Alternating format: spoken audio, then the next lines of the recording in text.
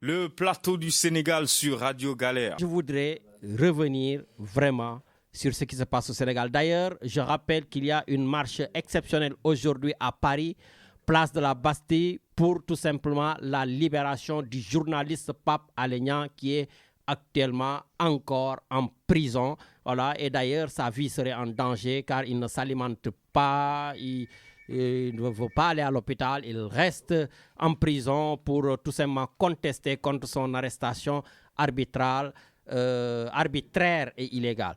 Voilà. Et en ce moment, Richard Macky Sall, j'ai l'impression qu'il jouit d'un état de grâce indescriptible. Le président Abdoulaye Wade a vu toutes les couleurs avec nous. Et quand je dis avec nous, c'est avec bien sûr les Sénégalais du Sénégal, mais aussi avec nous les Sénégalais de la diaspora.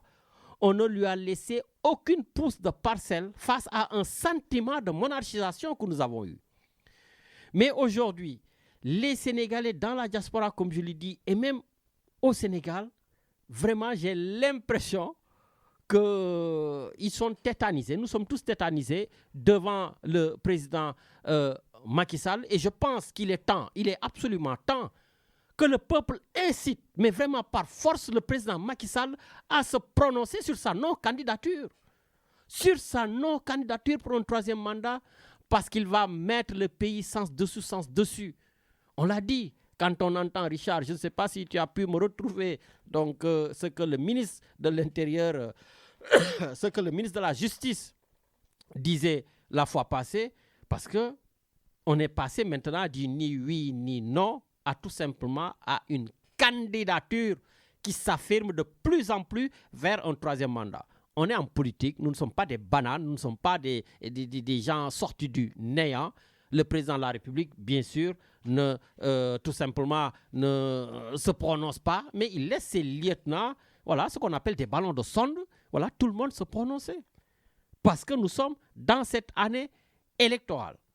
Et aujourd'hui, à 1 an de l'élection présidentielle, le Sénégal est dans le flou le plus total, car tous les potentiels candidats, mais je dis tous les potentiels candidats, ont une épée de Damoclès au-dessus de leur tête. On prend Karim Wade. Karim Wade est au Qatar et il attend tranquillement et gentiment une amnistie que le président déjà a prononcée. Khalifa Sall, l'ancien député maire de Dakar, il a déclaré sa candidature, mais lui aussi, il attend une amnistie, sinon il ne pourra pas être candidat. Ousmane Sonko, Richard, il a déclaré sa candidature. Maintenant, il a compris, je pense, pour aller maintenant faire de la communication à l'international. C'est pour ça hier, il a parlé sur RFI France 24. Mais Ousmane Sonko aussi n'est pas encore candidat. Il attend son procès. Comprendra qui il veut, mais Macky Sall a un seul objectif dans cette vie-là, c'est d'éliminer Ousmane Sonko. Et jusqu'à preuve du contraire, moi je le dis, et de la manière la plus simple possible, Ousmane Sonko n'est pas encore candidat. Et Macky Sall et son gangor, Macky Sall et sa justice, mais ils feront tout leur possible pour l'éliminer. Et Ousmane Sonko, qui a compris ça, commence à aller dans la communication, parce que Richard, il a 2 boucliers, Ousmane Sonko. Hein. Le premier bouclier, c'est tout simplement le peuple sénégalais. Et il l'a su, hein. Au mois de mars 2021, si le peuple sénégalais ne s'était pas mis bouclier, Ousmane Sonko, aujourd'hui, on n'en parlerait plus. Et le deuxième bouclier, c'est sa communication à l'international.